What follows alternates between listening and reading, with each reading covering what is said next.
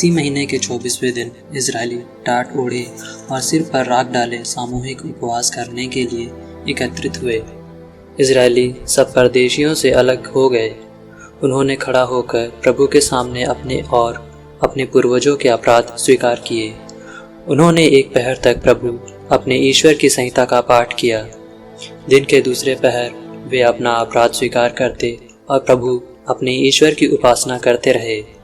यीशुआ, बानी, कदमिएल, शबन्या, बुन्नी, शेरेब्या, बानी और कनानी ने लेवियों के मंच पर खड़ा होकर ऊंचे स्वर से प्रभु अपने ईश्वर की दुहाई दी।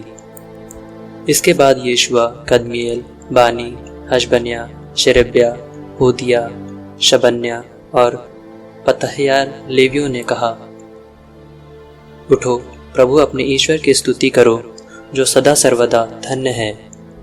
तेरा महिमा में नाम धन्य है, वह समस्त गुणानुवाद और स्तुति के परे है।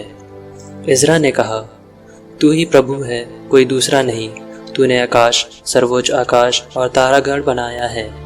पृथ्वी और उस पर जो कुछ है, समुद्र और उनमें जो कुछ है, तू सबको जीवन प्रदान करता है। विश्वमंडल तेरी आराधना करता है। तू वही प्रभु ईश्वर है जिसने अब्राम को चुना, उसे खलदैयों के नगर उर से ले चला और उसका नाम इब्राहिम रखा।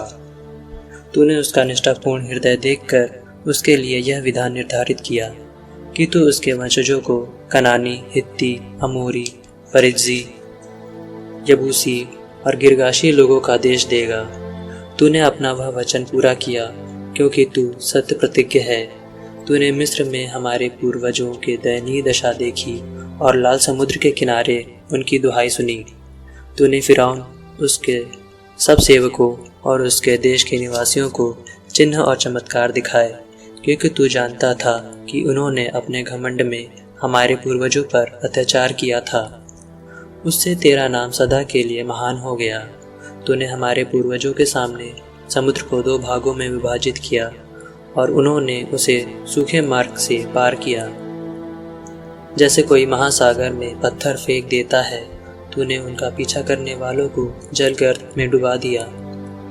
तू दिन में उन्हें रास्ता दिखाने के लिए बादल के स्तंभ के रूप में और रात को उन्हें प्रकाश देने के लिए अग्नि स्तंभ के रूप में उनके आगे आगे चलता था। तू सिनाई पर्वत पर उतरा और स्वर्ग से उनसे बोला। तूने उन्हें उचित आज्ञाएं, निश्चित विधियां, कल्याणकारी नियम और आदेश दिए। तूने उन्हें अपने पवित्र विश्राम दिवस से परिचित कराया और अपने सेवक मूसा के द्वारा उन्हें आदेश, नियम और संहिता दी। तूने उनकी भूख मिटाने के लिए उन्हें स्वर्ग से रोटी खिलाई और उनकी प्यास बुझाने के लिए चट्टान से पानी पिलाया। तूने उन्हें उस देश पर अधिकार करने भेजा जिसे तूने हाथ उठाकर उन्हें देने की शपथ खाई थी। परंतु हमारे पूर्वज अपने घमंड में हठी बने रहे और उन्होंने तेरी आज्ञाओं का पालन नहीं किया। उन्होंने तेरी बातों की उपेक्षा की और उन चमत्कारों को भुला दिया जिन्हें तूने उनके लिए दिखाया था। वे हठी बने रहे और उन्होंने विद्रोह किया। उन्होंने अपनी गुलामी के देश वापस जाने का निश्चय किया। परंतु तू एक क्षमाशील, करुणामय और दयालु ईश्वर है। तू देर से क्रोध करता और सत्य प्रतिज्ञता का धनी है। तूने उनका त्याग नहीं किया, यद्यपि उन्होंने अपने लिए बछड़े की मूर्ति ढलवाई और घोर ईश निंदा करते हुए कहा, यही तुम्हारा ईश्वर है, यही तुमको मिस्र से निकाल लाया। तूने अपनी असीम दया के अनुरूप मरुभूमि में उनका परित्याग नहीं किया। न तो वह बादल का खंबा उनके सामने से हटा जो दिन में उन्हें रास्ता दिखाता था, और न वह अग्नि स्तंभ जो रात में उनका पथ आलोकित करता था। तूने उन्हें अपना कल्याणकारी आत्मा प्रदान किया जिससे उनमें विवेक आ जाए। तूने उनके मुख में मन्ना देना अस्वीकार नहीं किया। तूने उन्हें प्यास बुझाने के लिए पानी दिया। तू मरुभूमि में 40 वर्ष तक उनका भरण पोषण करता रहा। उन्हें किसी बात की कमी नहीं रही। उनके वस्त्र जर्जर नहीं हुए और उनके पाँव नहीं सूजे। तूने राज्यों और जातियों को उनके हाथ दिया और उनके सीमांतों में उन्हें बसाया। उन्होंने हेशबोन के राजा सीहोन का देश और बाशान के राजा ओग का देश अपने अधिकार में कर लिया।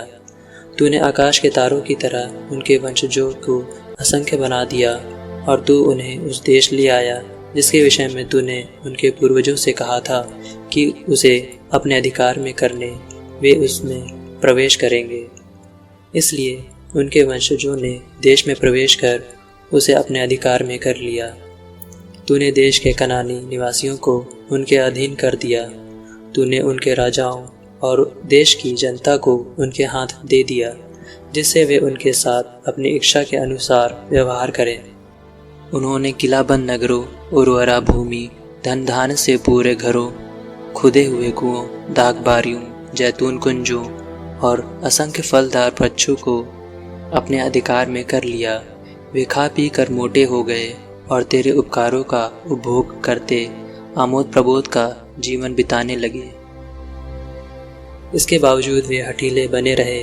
उन्होंने तेरी संहिता का तिरस्कार किया और उन नबियों का वध किया जो उनसे तेरी ओर अभिमुख होने का अनुरोध करते थे। वे तेरे विरुद्ध घोर अपराध करते रहे। तब तूने उन्हें उनके शत्रुओं के हाथ दे दिया, जिन्होंने उन पर अत्याचार किया। उन्होंने अपनी दयनीय दशा में तेरी दुहाई दी और तूने उनकी प्रार्थना सुनी। तूने अपनी असीम दया के अनुरूप उनके पास ऐसे उद्धारक भेजे जिन्होंने उनको अपने शत्रुओं के पंजे से छुड़ाया। जो ही उन्हें अपने शत्रुओं से शांति मिली, वे फिर वही करने लगे जो तेरी दृष्टि में बुरा है, और तू उन्हें उनके शत्रुओं के हाथ देता जो उन पर अत्याचार करते थे। वे फिर तेरी दुहाई देते और तू अपनी असीम दया के अनुरूप स्वर्ग से उनकी प्रार्थना सुनता और बारंबार उनका उद्धार करता था। तू उन्हें चेतावनी देता जिससे वे फिर तेरी संहिता का पालन करें, किंतु वे हठीले बने रहे और तेरे आदेशों की अवज्ञा करते रहे। वे तेरी उन आज्ञाओं के विरुद्ध पाप करते जिनका पालन करने से मनुष्य को जीवन प्राप्त होता। वे हठधर्मी और विद्रोही बने रहे और उन्होंने सुनने से इनकार किया। तूने वर्षों तक उन्हें सहन किया और तू अपने नबियों द्वारा उन्हें चेतावनी देता रहा, फिर भी उन्होंने ध्यान नहीं दिया। इसलिए तूने उन्हें विदेशी राजाओं के हाथ दे दिया, परंतु तूने अपनी असीम दया के अनुरूप ना तो उनका सर्वनाश किया और ना उन्हें त्यागा, क्योंकि तू एक दयालु और करुणा में ईश्वर है। हमारे ईश्वर, महान शक्तिशाली और भीषण ईश्वर, तू अपना विधान बनाए रखता है। तू सत्य प्रतिज्ञ है। अब उन कष्टों को नगण्य ना समझ जिन्हें असूर के राजाओं के समय से आज तक हमारे राजाओं, नेताओं, याजकों, नबियों और तेरी समस्त प्रजा को झेलना पड़ा। जो कुछ हम पर बीता है उसके विषय में तेरा व्यवहार न्याय संगत था, क्योंकि तू सत्य प्रतिज्ञ है और हमने अपराध किया। हमारे राजाओं, शासकों, याजकों और पूर्वजों ने संहिता का पालन नहीं किया और अपने को बारंबार दी हुई आज्ञाओं और चेतावनियों पर ध्यान नहीं दिया। यद्यपि वे अपने राज्य में उस विशाल और उपजाऊ देश में रहते हुए जिसे तूने उन्हें प्रदान किया, उस धन संपत्ति का उपभोग करते रहे जिसे तूने उन्हें दिया था। उन्होंने तेरी सेवा नहीं की और अपना विधर्मी आचरण नहीं छोड़ा। देख, आज हम दास के रूप में रहते हैं। हम उसी देश में दास हैं जिसे तूने हमारे पूर्वजों को दिया था, जिससे वे उसके फल और फसलें खाएं। उसकी भरपूर उपज उन राजाओं को मिलती है जिनके अधीन तूने हमारे पापों के कारण हमें कर दिया है।